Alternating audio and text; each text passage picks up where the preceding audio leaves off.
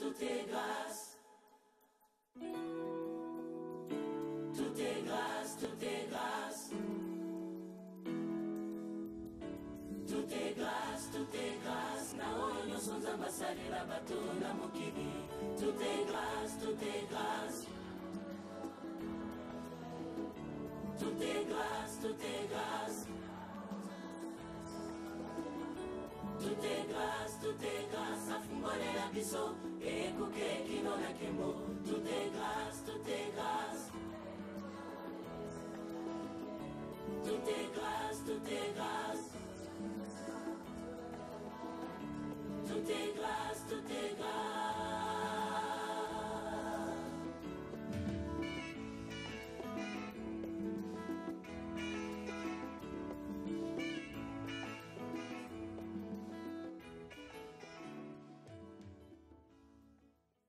Nous sommes arrivés au moment d'écouter la parole de Dieu. Nous allons tous nous tenir debout, si cela nous plaît.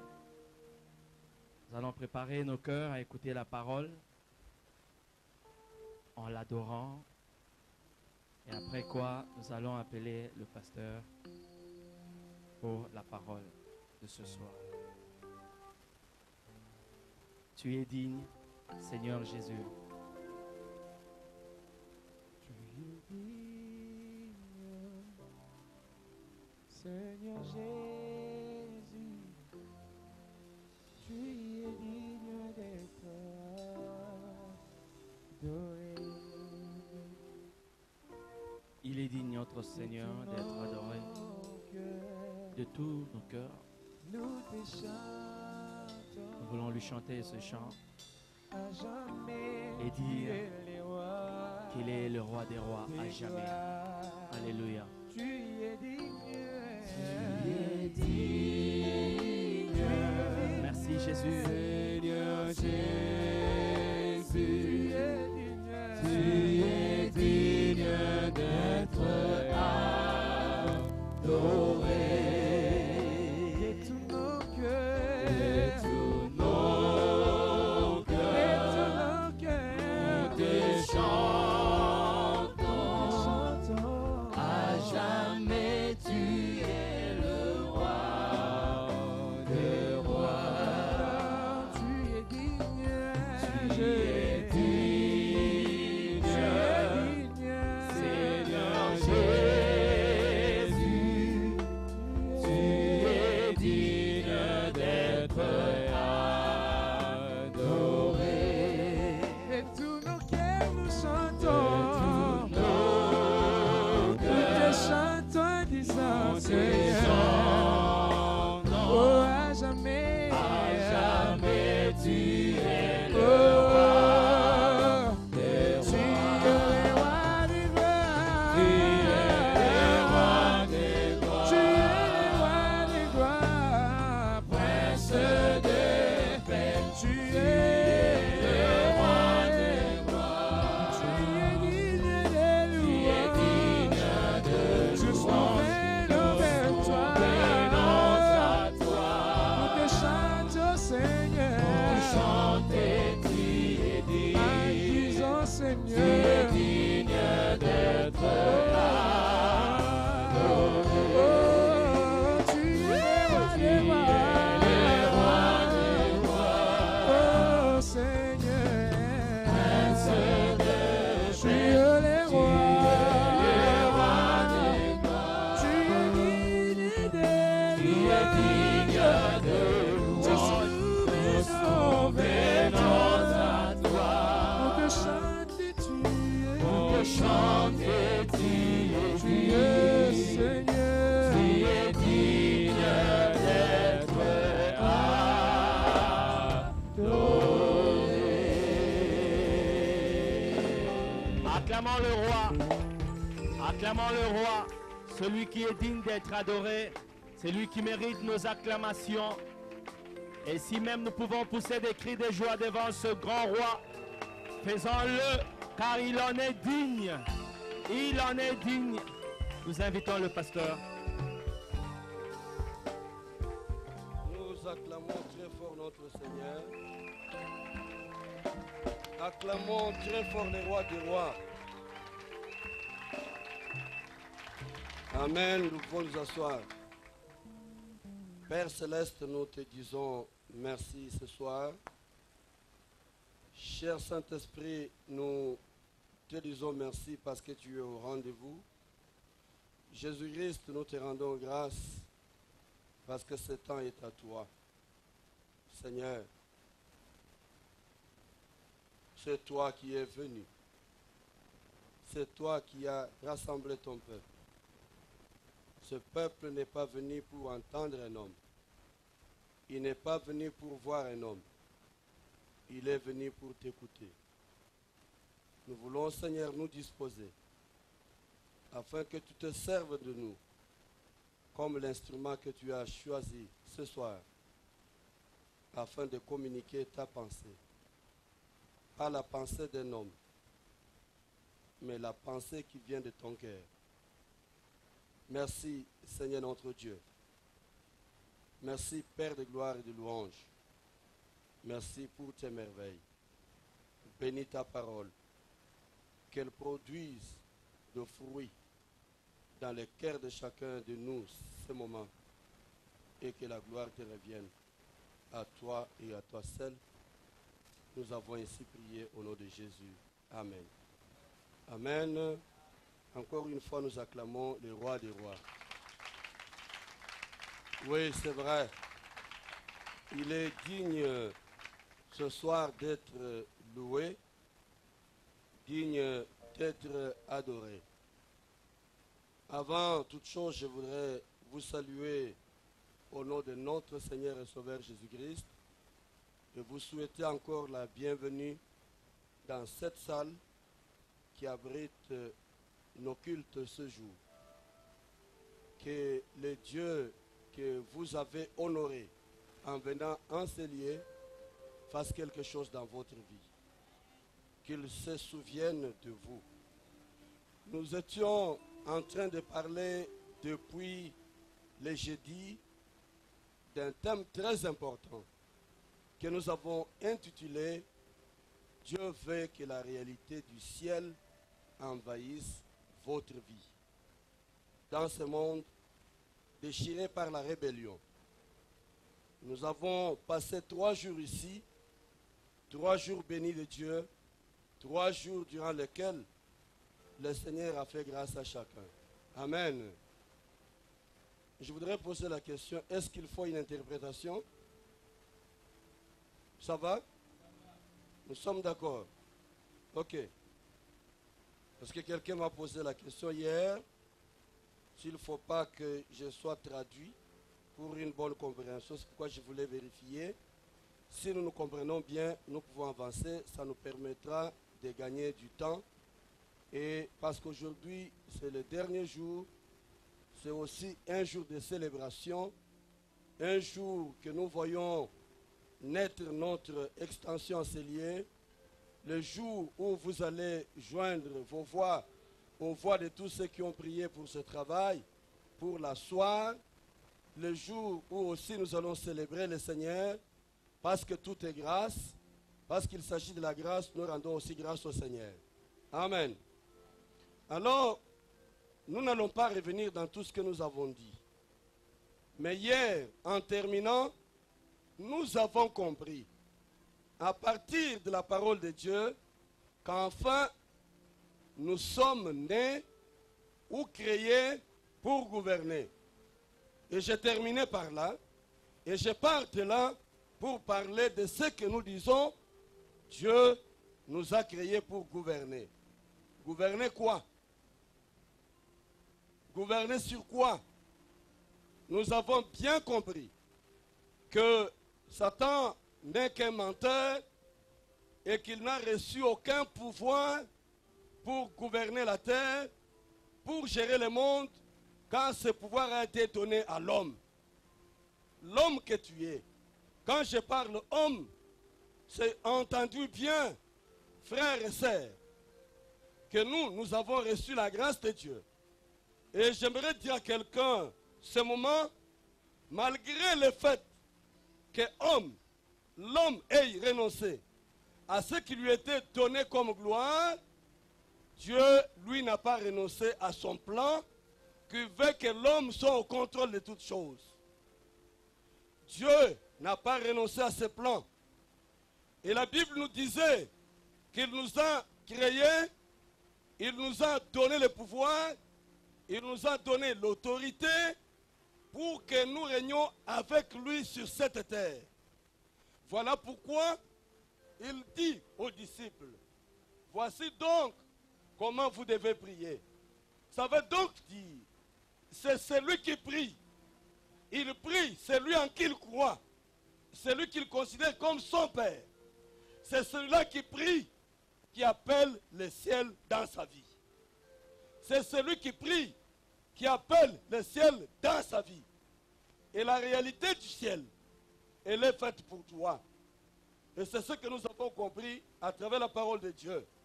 Nous terminons en disant que nous sommes dans le royaume de Dieu. Et parlant du royaume, nous disons que le royaume veut tout simplement dire domaine du roi. Quand il y a un royaume, ça veut dire qu'il y a un roi. Mais dans le contexte de notre royaume, nous sommes dans le royaume dont Dieu lui-même est le roi de rois.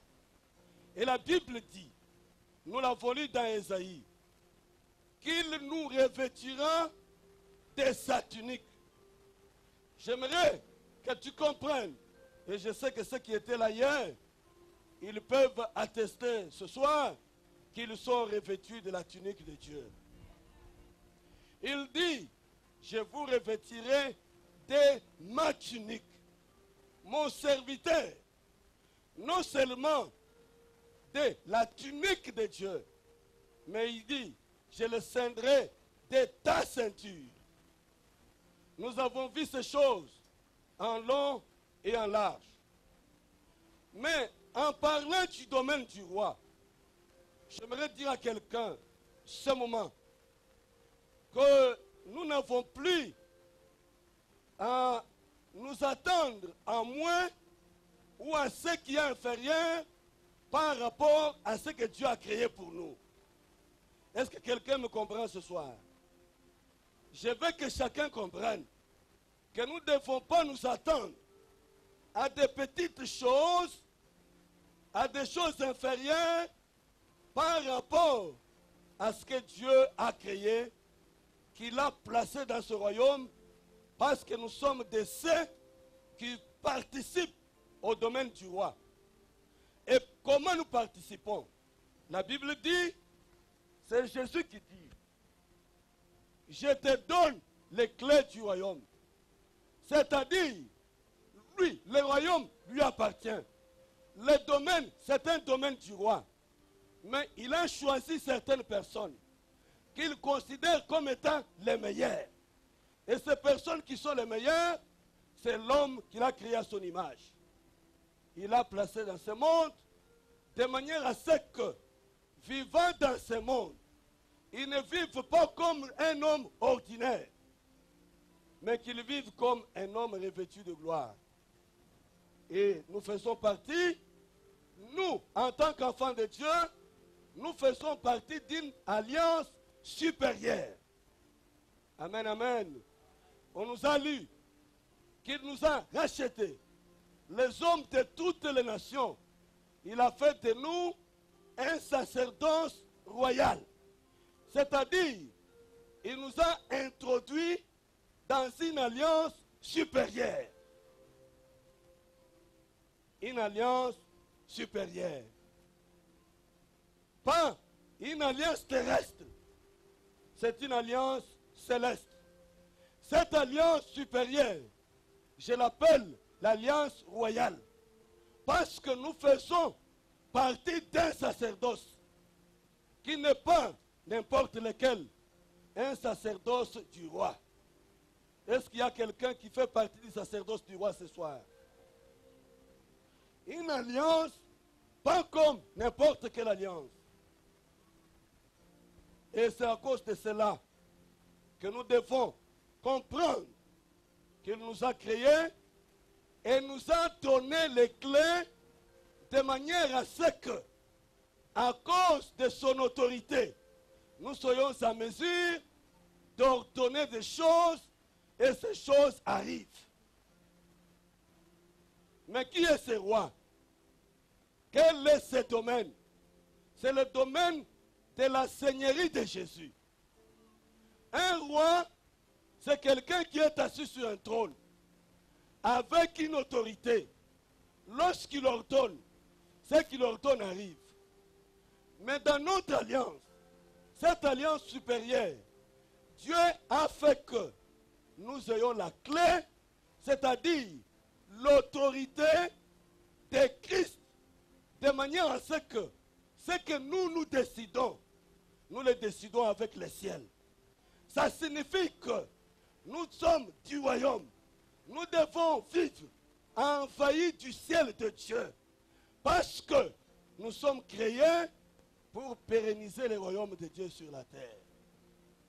C'est pour cela que l'homme était créé et placé dans le jardin d'Éden, qui symbolise la terre aujourd'hui. Même si, biologiquement, nous sommes issus d'une famille ou d'une vie qui n'est pas privilégiée, j'aimerais dire à quelqu'un de ne pas se considérer en Christ comme un non privilégié, parce que le privilège nous a été accordé lorsque Christ nous a rachetés. Dieu m'a fait comprendre un jour. Vous savez, la difficulté que nous avons de comprendre ces choses et de vivre ces choses, c'est parce que nous ne sommes pas issus des familles de rois. Dieu me fait comprendre une chose. En m'enseignant pourquoi Dieu avait voulu que Moïse, en naissant dans une famille d'esclaves, grandisse dans la famille du roi. Pourquoi? Parce que Moïse était destiné à conduire un peuple. Que quelqu'un m'entende très bien. Que le fait que tu sois né dans une famille non privilégiée ne te fasse pas te considérer, mais que tu considères que ton privilège, ce n'est pas le nom de ta famille, mais c'est le nom de Jésus. Moïse est né dans une famille d'esclaves. Un esclave, même lorsqu'il devient roi, il est capable de quitter le trône lorsqu'il voit quelqu'un qu'il croit supérieur et lui dire, viens t'asseoir, toi tu mérites cette chaise. Est-ce que je mens? C'est-à-dire ceci. Lorsque quelqu'un a marché esclave, il n'a pas de position, et qu'un jour, Dieu fait de lui un grand, il s'assoit sur le trône. Quand tu vois des personnes élevées en dignité, je vais dire ceci. Quand tu vois des personnes issues de familles importantes, il va toujours se considérer inférieur à ces gens parce qu'il sait qu'il était un esclave. Il sait ce que signifie la vie d'esclave.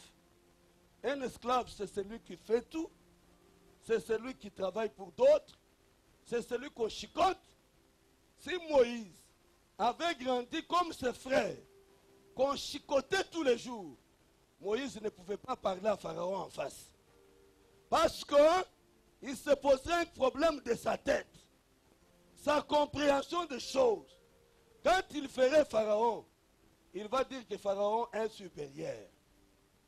J'aimerais dire à un enfant de Dieu qui m'écoute, qui me suit ce soir, que tu n'es pas esclave, mais tu as été racheté et sanctifié par le sang de Christ.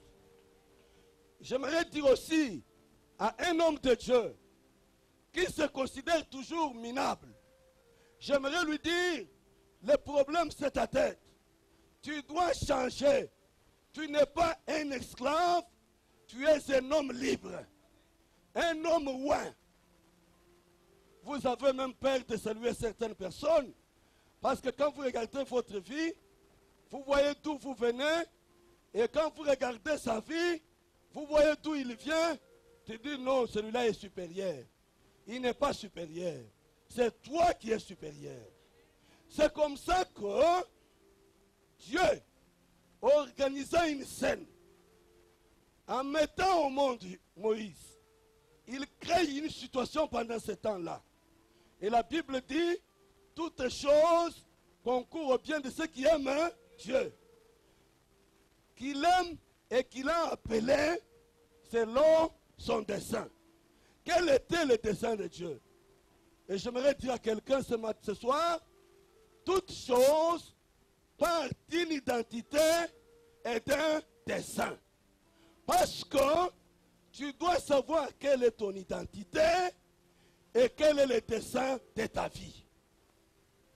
Est-ce que quelqu'un me comprend? L'identité de Moïse, c'était un conducteur du peuple. Le dessein de Dieu, c'était que Moïse libère les enfants d'Israël de la main de la servitude. Et celui qui les asservissait, c'était Pharaon.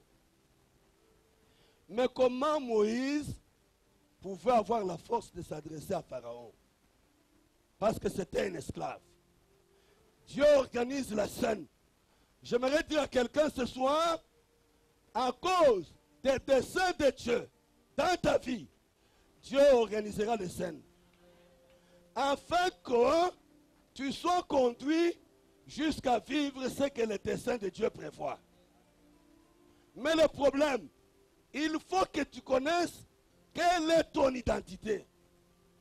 C'est une question identitaire. Un fils du roi, il sait qu'il est fils du roi. Il sait qu'on ne peut pas m'arrêter. Vous savez, lorsqu'un roulage est sur la route, en train de réguler la circulation, au fait, quand vous regardez ce roulage, il n'a pas la poitrine qui peut arrêter un véhicule. Est-ce que vous êtes d'accord avec moi? Il n'a pas la force de recul pour pouvoir stopper le véhicule. Il m'est arrivé par moment. Un roulage vient, il touche à mon véhicule. Quand j'avance, je l'entraîne avec lui. Donc il n'a pas la force quelconque pour arrêter le véhicule. Mais il sait quelle est son identité. Il sait que quand il lève la main, cette main suffit pour que le chauffeur s'arrête. Mais qu'est-ce qui fait arrêter le chauffeur? L'autorité dont il est revêtu. Est-ce que vous me comprenez bien? L'autorité dont il est revêtu. Quand tu le regardes, en soi, il ne représente rien. C'est un homme parfois minable. Un type parfois simple. Tu peux le bousculer, il peut tomber. Mais si tu oses faire, tu as des problèmes parce que tu as méprisé l'autorité qu'il a déléguée. Nous sommes dans un système de pouvoir délégué, de l'autorité déléguée. Dans notre situation, nous sommes ceux-là qui lèvent la main. Pas à notre nom, mais au pouvoir de celui qui nous a délégués. La Bible dit, il m'a donné tout pouvoir. Voici, je vous le donne, allez-y réclamer l'humanité. Nous allons avec un pouvoir dont nous sommes les délégués. C'est pourquoi je dis que nous sommes des ambassadeurs de Dieu, des représentants de Dieu. Et c'est pourquoi nous sommes appelés à être envahis par le ciel, parce que nous vivons non pas au rythme de cette terre, mais au rythme de celui que nous représentons. Amen. Oh, comme ce roulage peut parfois vous obliger de changer de direction. Une fois je venais, je passais par le palais du peuple. J'ai trouvé, pour sortir, j'ai trouvé des policiers de roulage. Ils avaient seulement un sifflet. Quand ils sifflent, il indique comme cela. Moi, je m'avance. Je lui dis que je vais comme ça. Lui, il me dit, moi, je fais ça. Pourquoi? Il dit que tu ne peux pas passer par là, parce que le chef de l'État est là-bas. Tu dois céder et prendre l'autre direction. Je n'avais pas à tergiverser, parce que, en cette circonstance, c'est lui qui est établi et c'est lui qui dispose du pouvoir pour pouvoir m'orienter. Et dans ce moment ici, j'aimerais dire à quelqu'un, dans les circonstances de votre vie, c'est vous qui êtes établi afin de défier tous ceux qui voulaient prendre autorité sur vous. Parce que vous êtes détenteurs de l'autorité du ciel. Et je voudrais, bien-aimés dans le Seigneur, vous dire une chose importante. Que le royaume de Dieu auquel nous faisons partie, c'est un royaume qui nous permet de vivre la vie de Dieu sur la terre. Est-ce que vous m'entendez bien? J'ai dit à ceux qui étaient avec nous en semaine que Dieu, il était capable, quand nous sauvons, il nous amène avec nous au ciel.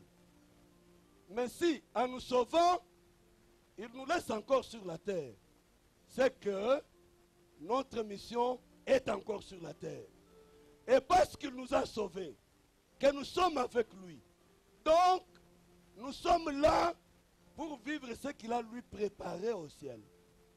Et parce que je parle de l'identité, il faut que chacun comprenne quelle est son identité réelle. Notre identité, c'est qu'en Jésus-Christ, nous sommes plus esclaves. Est-ce que quelqu'un peut comprendre qu'il n'est plus esclave? Esclave de ceux qui les tourmentent. Esclave de ceux qui l'intimident. C'est pourquoi la Bible dit, c'est Paul qui parle. Dans Romains, chapitre 12. Vous aurez à lire ça. Romains chapitre 12, le verset 3. Disons verset 2. Romains 12, verset 2. Qu'est-ce que la Bible dit? Ne vous conformez pas au siècle présent, mais soyez transformés par le renouvellement de votre intelligence, afin que vous discerniez quelle est la volonté de Dieu, ce qui est bon, agréable et parfait. Amen. Oh, la Bible nous dit que ta volonté soit faite sur la terre comme elle est faite au ciel. Mais ceux qui ne sont pas transformés par le renouvellement de leur intelligence ne vont pas comprendre cette volonté de Dieu. Parce que cette volonté de Dieu est fonction de changement d'attitude. Amen. Un jour, il croise Nicodème. Dans le parler avec Nicodème, il lui dit ceci. Si tu n'es pas né de nouveau, tu ne peux pas voir le royaume de Dieu. Ça signifie naître de nouveau, c'est connaître une transformation. Si votre identité n'est pas transformée, vous allez être là, vous appelant enfant de Dieu, mais vous ne verrez pas le royaume. Est-ce que vous me comprenez bien? Pour voir Dieu, il faut être transformé. Dieu dit à Nicodème, si tu n'es pas né de nouveau, tu ne verras pas le royaume. Ça signifie que tu seras toujours en dehors du royaume. Tu ne seras pas dans le royaume. Or, la volonté de Dieu, qui est faite au ciel, qui doit s'accomplir sur la terre, c'est une volonté accomplie dans le royaume. Et la Bible dit, ne vous conformez pas au siècle présent. C'est-à-dire, ne vous considérez pas comme le monde vous voit. Amen. Ne vous regardez pas comme le monde vous regarde. Mais vous, vous êtes différents. Et c'est comme ça que je dis aux jeunes frères qui sont souvent avec moi, je leur dis, je vous regarde, non comme le monde vous regarde, mais en fonction de ce que le ciel a dit pour vous. Quand tu as un enfant, j'aime toujours dire cela, il y a des parents qui aiment toujours insulter leurs enfants. Ils disent que c'est des imbéciles, c'est des personnes qui ne valent rien. Tu les regardes en fonction de ta pensée du monde. Or, la Bible dit, ne vous conformez pas à ces choses. C'est-à-dire, ne vous regardez pas comme le monde vous regarde. Parce que votre identité a un dessein que Dieu a déjà arrêté. Et vous devez vivre sur cette terre votre réelle identité. Amen. Comment le monde vous regarde? Moïse était regardé par le monde comme un esclave. Parce que lorsqu'il est venu pour sauver les autres, lorsqu'il se bagarrait entre eux, l'un d'eux a parlé de cet esclave. Il est esclave. Les hommes le voyaient esclave. Mais pendant que les gens te regardent esclave, toi ne te conformes pas à ce que les gens disent. Ne regarde pas à ce que les gens pensent de toi. Regarde à ce que le ciel dit de toi. Qu'est-ce que la volonté de Dieu? La volonté de Dieu, c'est que tu vives sur la terre, c'est que lui a déjà décidé de toi au ciel. En d'autres termes, ce qui ne ressemble pas à ce qui est au ciel ne devrait pas se nommer dans ta vie sur cette terre. Est-ce que tu me comprends bien? Ce qui ne ressemble pas à ce qui est au ciel ne fait pas partie de la volonté de Dieu. Mais pour que tu comprennes, il faut que tu sois transformé dans ton intelligence. Parce que tout est fonction de ton intelligence. La Bible dit, ne vous conformez pas. Vous devez comprendre quelle est la volonté de Dieu.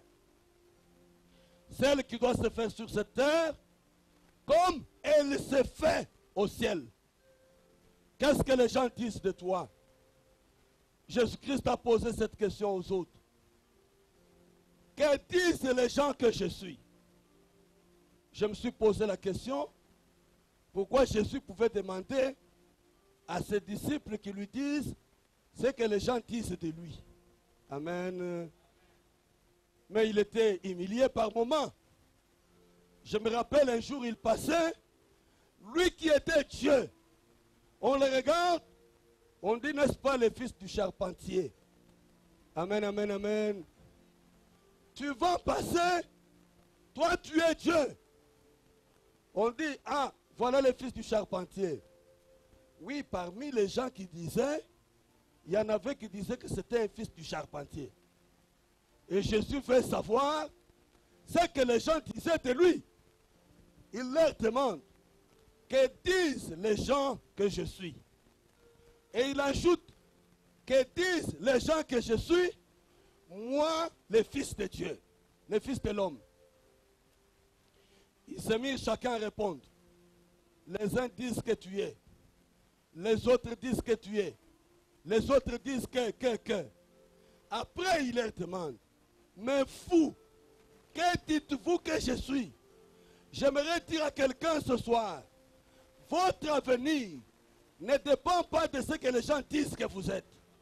Elle dépend de ce que le ciel a décidé que tu es. Et je dis ceci, depuis que j'ai compris ces choses, j'ai changé ma vision et je vis autrement. Un jour, c'était dans les années, si je ne me trompe pas, dans les années 96. En 96, je venais de terminer l'université. Mais j'étais dans une organisation où j'étais parmi les responsables. Et je reçois une invitation où je suis appelé à pouvoir présenter un mot dans une conférence qui s'organisait. Je ne savais pas avec qui j'étais aligné dans cette conférence. C'était au Grand Hôtel, à l'époque appelé encore Hôtel Intercontinental. Et nous arrivons, c'était au Salon Congo, encore appelé Salon Zaïre. j'entre, je trouve des intervenants parmi lesquels il y avait deux professeurs qui m'ont donné cours, deux professeurs d'université et d'autres personnes. Parmi les hommes de Dieu qui étaient là, il n'y avait que le pasteur Diama Kalonji. Il était parmi les intervenants. Et moi aussi j'étais intervenant. Je venais de terminer l'université. Vous pouvez imaginer quelle taille j'avais à ce moment-là. J'étais comme quelqu'un qui sortait d'une guerre parce que j'étais maigre et je ne ressemblais pas à ce que vous voyez aujourd'hui. Mais par moments, j'aime prendre les photos des temps passés, les regarder aujourd'hui, parce que quand je les regarde, je dis ça, c'est ce que le monde voyait. Celui qui est là, c'est celui que le ciel avait prévu en ce temps. Et aujourd'hui, celui que vous voyez, c'est ce que le monde voit. Demain, celui que je serai, c'est un autre. C'est pourquoi j'aime ce jeune homme qui chante en disant, prends-moi une photo, que cette photo te serve de souvenir. Car la gloire, comme je disais hier, de cette dernière maison ne sera pas semblable à celle de la photo que tu as prise. Alors j'entre. Le premier intervient, un professeur. Il part. Là où j'étais, je commençais à trembler dans mes habits.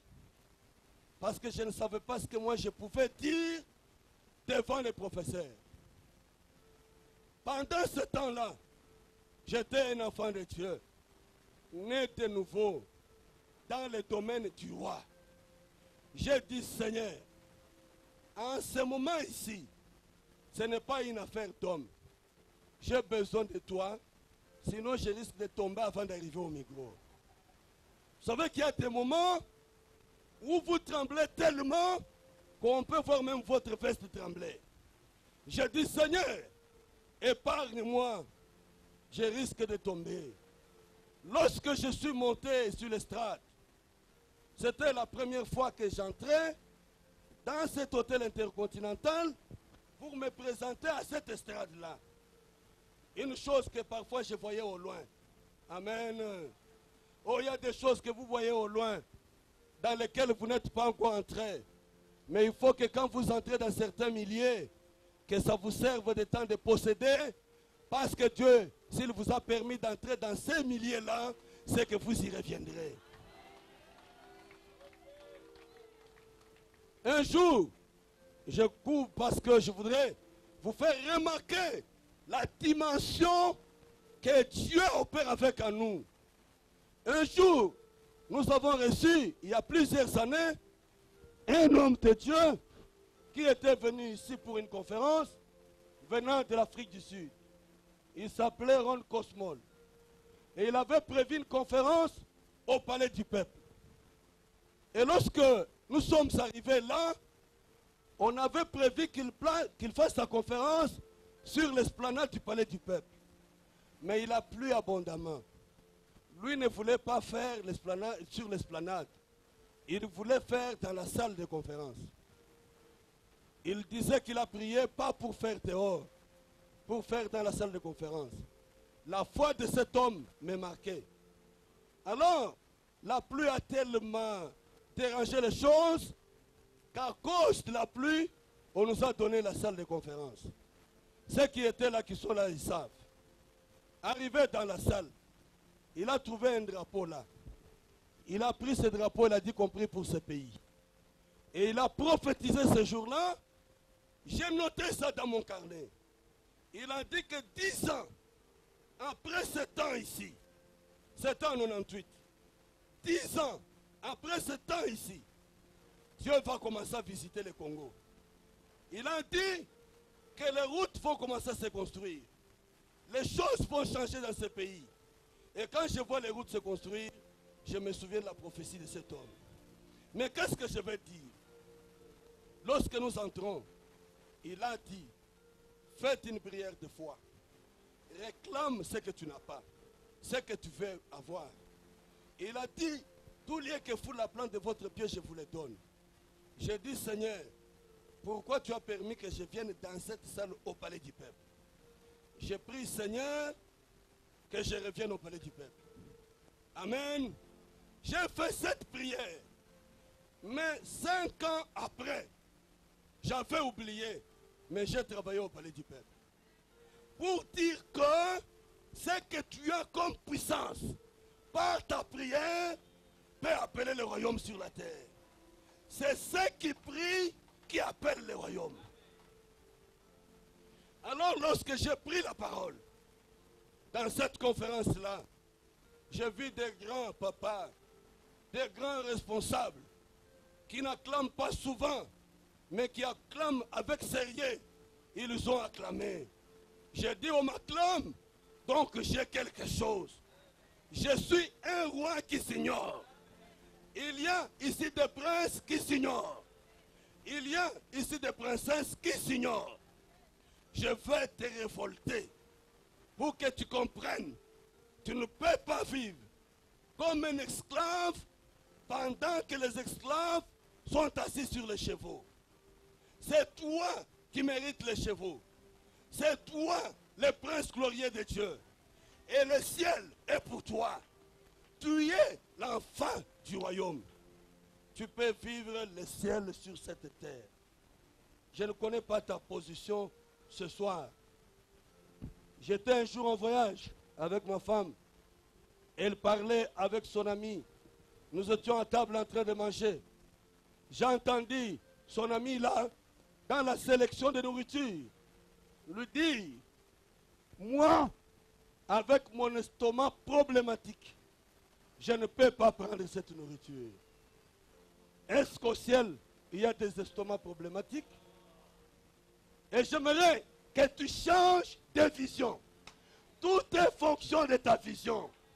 La vision que tu as de toi-même peut appeler les réalités du ciel sur ta vie. Depuis que j'ai compris ces choses, j'ai dit au Seigneur, l'estomac que tu m'as donné, c'est ton estomac. Parce que la Bible dit, je le revêtirai de ta tunique. Il n'a pas dit qu'il me revêtira de ma tunique. Ce que moi j'ai n'est pas ce que moi j'ai créé. Est-ce que moi j'ai créé quelque chose?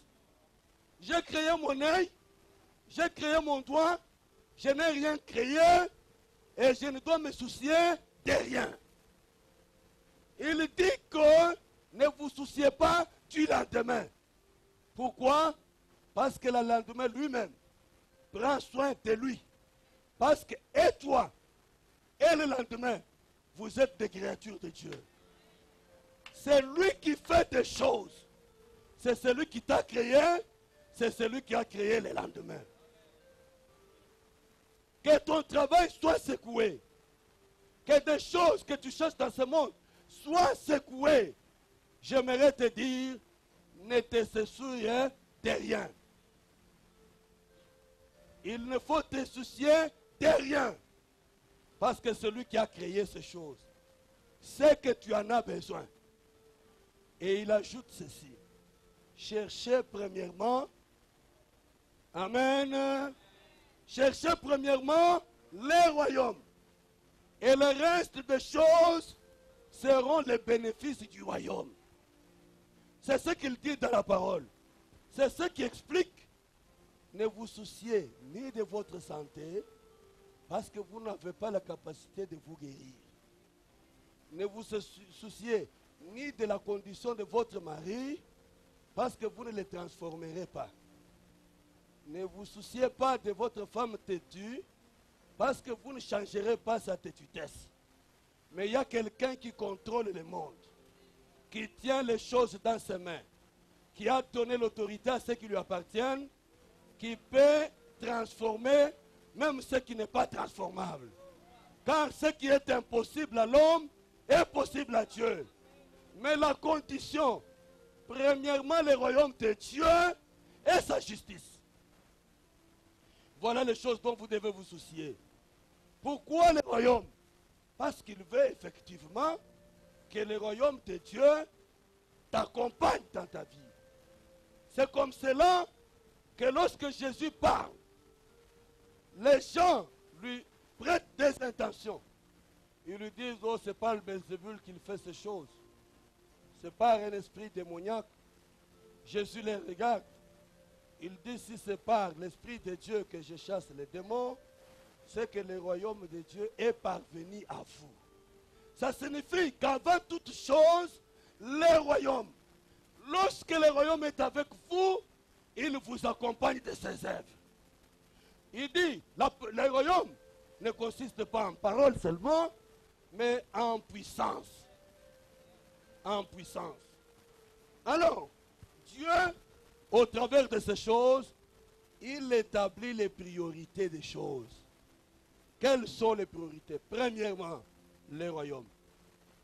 Deuxièmement, la justice de Dieu. Et le reste sont dépendants. Il y a le principal et l'accessoire.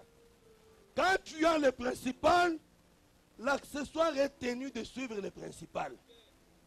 Que tu le veuilles ou pas, le principal entraînera l'accessoire.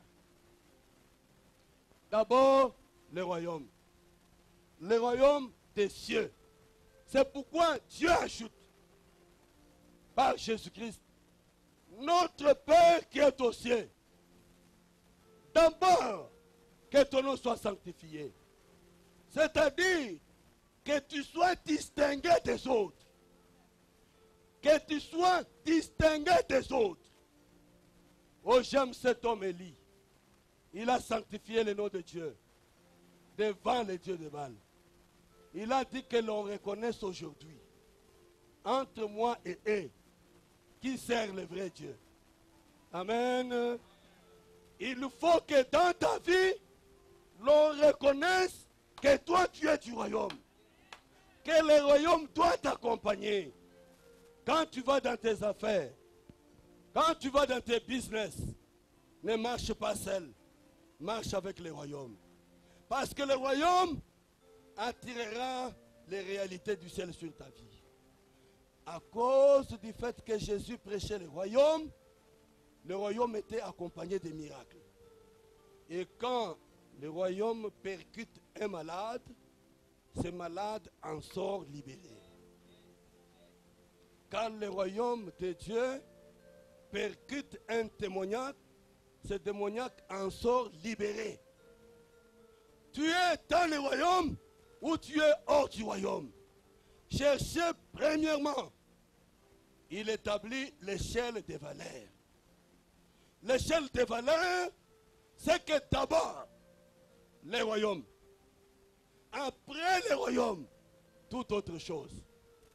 Parce que des choses qui a créé Dieu, lui, dépendent de l'autorité de son royaume. Et c'est comme ça qu'il dit que ton règne vienne. Donc le règne de Dieu, c'est-à-dire la domination de Christ, la royauté de Dieu, précède la chute de tout ce qui était en train de régner. Maintenant, toi, tu as besoin de changer ta pensée, changer ta manière de te voir, changer ta conception et avoir la foi dans ce que Dieu dit. Pas l'incrédulité. Parce que l'incrédulité pour moi, c'est la foi en Satan. Parce que là où il n'y a pas le royaume de Dieu, là reste le royaume de Satan. Si toi tu n'appelles pas le royaume de Dieu, Satan lui n'a pas besoin que tu l'appelles, il va se précipiter. Est-ce que tu me comprends très bien? Si tu ne cherches pas le royaume de Dieu, le royaume de Satan se précipitera à te dominer. Mais il est venu, heureusement, pour chasser les œuvres de Satan. Et j'aimerais dire à quelqu'un en ce soir que tu n'es pas n'importe qui. Tu es celui que Dieu a créé à son image, afin que tu règnes avec lui. Et ton identité, c'est une identité royale. Oh, quand il nous dit ton règne vienne, c'est que lui descende, qu'il règne dans nos cœurs. Mais le règne de Dieu ne vient pas là où il ne vient pas là où on n'a pas sanctifié Dieu. Pour que Élie voie les miracles de Dieu, la Bible dit qu'il a d'abord détruit l'autel de Baal. Amen. Il a détruit l'autel de Baal. Après l'avoir détruit, il a rebâti l'autel du Seigneur. Est-ce que tu peux rebâtir l'autel du roi dans ta vie? Parce que c'est ce qui tient dans l'échelle des valeurs. Je ne voudrais pas aller trop loin. Cet enseignement, nous le continuerons dans nos programmes de semaine, chaque mardi et chaque jeudi. Nous continuerons ce programme jusqu'à ce que nous ayons compris que nous avons à changer et à ne pas vivre sous la puissance de l'ennemi qui nous neutralise. Mais nous devons vivre le royaume de Dieu. Et le royaume de Dieu est venu pour toi. Mais une seule chose, il est possible que tu sois accablé par des situations de ce monde à cause de certains hôtels qui sont encore bâtis là où tu règnes. Commence par détrôner tous les autres hôtels et rebâtis l'autel de l'Éternel en cherchant premièrement les royaumes des cieux. Oui, comme je l'ai dit, nous avons d'autres programmes à faire pour cette journée de la fin. Je voudrais que nous nous arrêtions par là et que nous puissions contempler le Seigneur de gloire et que nous puissions l'appeler ce soir à travers nos vies parce qu'il est venu pour visiter son peuple. Cherchez premièrement les royaumes des cieux et sa justice. Et tout le reste nous seront donnés par-dessus. Nous allons nous incliner en prière. Encore on va nous entonner ces chants. Je lève les yeux. Je cherche partout. Où trouverai-je le secours? Le secours est en l'Éternel, qui a fait les cieux et la terre. C'est lui qui vient nous visiter ce soir. D'abord, ne te conforme pas au siècle présent. Ne regarde pas ce que les gens disent que tu es. S'ils le disent, tu n'es pas le premier sur qui on le dit. On l'a dit de Jésus qu'il était le fils d'un charpentier. On dit que tu es un villageois. Mais c'est des villageois qu'il prend, qu'il amène dans la royauté éternelle. Tu n'es rien par rapport à ce que les hommes voudraient comme standard. Mais selon le ciel, il y a un standard que Dieu a arrêté pour toi.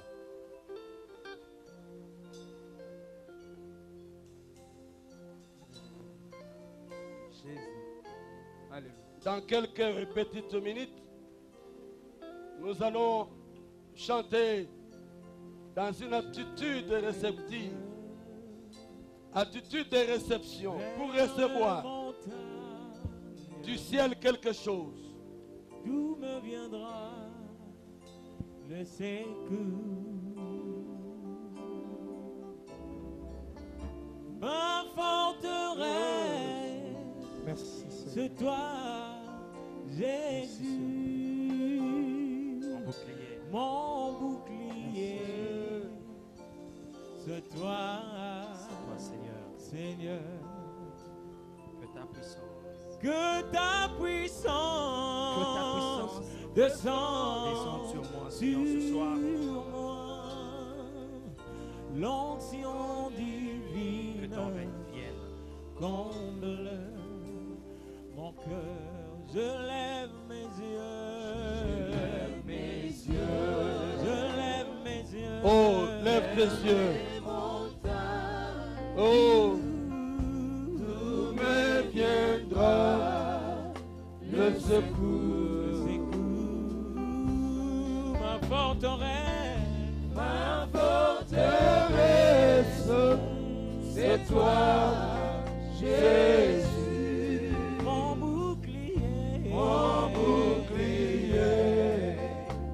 c'est toi, Seigneur, que ta puissance descend sur moi, l'onction divine, comble mon cœur. Je lève mes yeux vers les montagnes, d'où me viendra le secours. Ma forteresse, c'est toi, Jésus, mon bouclier, c'est toi, Seigneur. Oh, que ta puissance descend sur moi, l'onction divine, comble mon cœur. Oh Seigneur, pour mieux t'adorer dans ta maison, pour t'adorer, Seigneur, pour t'adorer,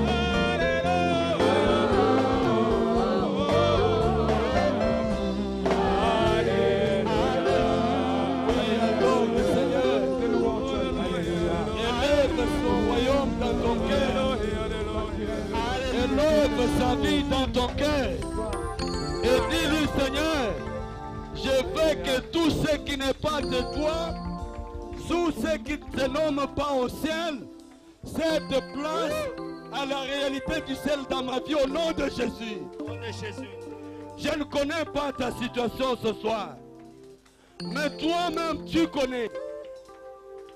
Et la foi en la parole de Dieu ne te regarde pas comme le monde te voit. Appelle la réalité du ciel, la volonté de Dieu qui est déjà accomplie au ciel, qu'elle s'accomplisse dans ta vie ce soir. Prions et chacun invoque Dieu. Dis au Seigneur, j'en ai marre de telle maladie, j'en ai marre de telle situation, je ne veux plus connaître cette situation. Que la réalité du ciel prenne le contrôle de ma vie. Prions tous ensemble que chacun parle au Seigneur. Oui, pendant que nous prions, chacun parle à Dieu de sa préoccupation. Qu'est-ce qui te tourmente? Qu'est-ce qui t'affaiblit dans la vie? Qu'est-ce qui dérange ta marche? Pourquoi tu te regardes comme un esclave? Pourquoi tu te considères comme un vaurien?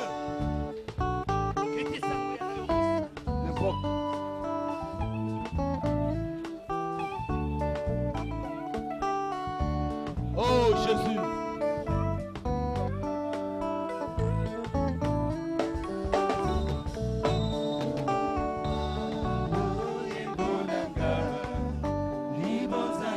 Pendant que tu chantes, tu parles à Dieu, que tu lui offres ta vie comme un sacrifice, tu répartis l'autel ce soir, afin que le Dieu des cieux descende par le fait à ta vie.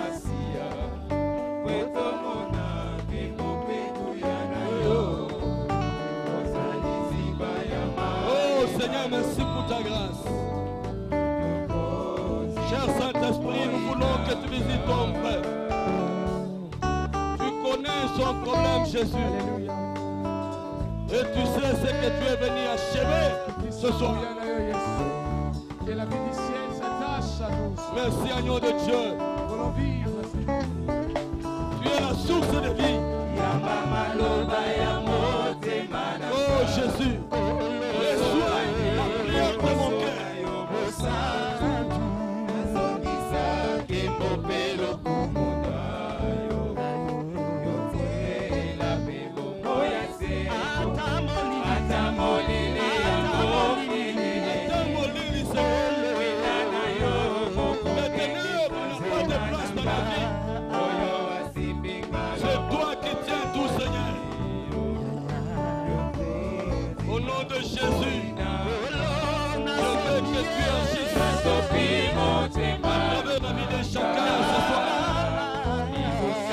puissant que soit Dieu pour transformer ton peuple.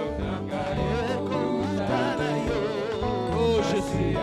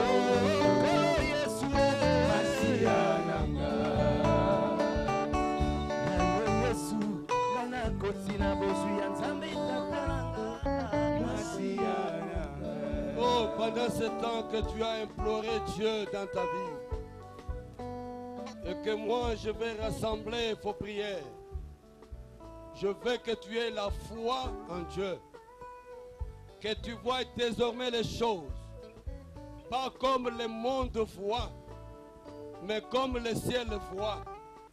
Car tout dépend de la manière dont tu vois et la manière dont tu crois. En même temps, je veux prier pour ceux qui ont un problème de santé. Tu as un problème, tu es malade, tu as un problème qui te terrasse de santé. Tu appelles même ça ta maladie. Je veux que tu changes de vocabulaire ce soir. Si tu es malade, tu te tiendras debout là où tu es. Celui qui est malade se tient debout là où il est. Et il touche là où il a les problèmes de santé. Si tu as un autre problème particulier, tu mets ta main sur ton cœur. Et à travers cette main que tu mets sur ton cœur, tu parles à Dieu de ton problème. Et la réalité du ciel touchera ta vie ce soir. Celui qui est malade tient la partie qui est malade. Et en communion avec le Saint-Esprit, il y a un miracle qui se produit dans ta vie. Les problèmes dont tu souffres toujours, mets la main sur ton cœur. Dis à Dieu, c'est toi qui règnes dans ma vie. Je veux vivre les réalités du ciel ce soir. Et je veux changer de vocabulaire dans ma vie. Éternel Dieu de grâce, Père de miséricorde, je sais que ce que tu as décidé au ciel, c'est ce qui doit s'accomplir sur cette terre, dans la vie de tes enfants ici présents. Je voudrais, au nom de Jésus, prier pour ceux qui sont malades. Quel que soit le nom de la maladie. Seigneur, par tes meurtrissures, tu nous as guéris de tous les maux. Je déclare la guérison de chacun au nom de Jésus. Merci Saint-Esprit. Parce que je vois ta main à l'œuvre Pour ceux qui ont des problèmes, toi tu connais les réels problèmes. Je ne connais pas leurs problèmes. Mais Saint-Esprit, tu connais ces problèmes. Libère ton souffle ce soir. Libère ton souffle ce soir. Libère son souffle ce soir. Au nom de Jésus. Et touche chaque vie maintenant. Au nom de Jésus. Merci Seigneur. Parce que tu me fais voir que ta main est en train de toucher ton peuple. Je te vois, Seigneur, en train d'opérer. Merci Seigneur. Merci pour la guérison. Quel que soit le nom de la maladie, que ceux qui ne se nomment pas au ciel ne se nomment pas dans leur vie ce soir au nom de Jésus. Que tous ceux qui ne s'appellent pas au ciel, volonté de Dieu, ne soient pas dans leur vie au nom de Jésus. Et que ta gloire soit manifeste. Nous te disons merci pour ta guérison, pour des solutions à leurs problèmes. Et nous donnons gloire à ton nom. Au nom de Jésus, nous te prions, Père, avec action de grâce. Amen. Amen. Nous acclamons le Seigneur et Dieu vous bénisse. Tout est grâce, tout est grâce. Tout est grâce, tout est grâce. Naoyo nyonso nzambe asalela bato na mokili. Tout est grâce, tout est grâce. Tout est grâce, tout est grâce. Tout est grâce, tout est grâce. Afungolela biso, ekuke kino na kembo. Tout est grâce, tout est grâce.